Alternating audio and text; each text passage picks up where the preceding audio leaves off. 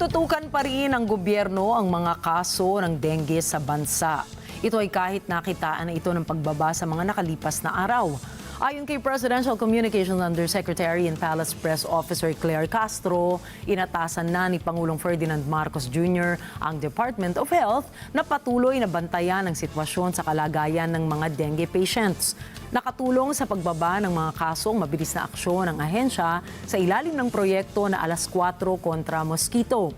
Payo ng gobyerno, patuloy na maglinis ng kapaligiran para maiwasan ang pagkakaroon ng breeding places ng mga dengue-carrying mosquitoes, lalo na at nalalapit na naman ang panahon ng tag-ulan.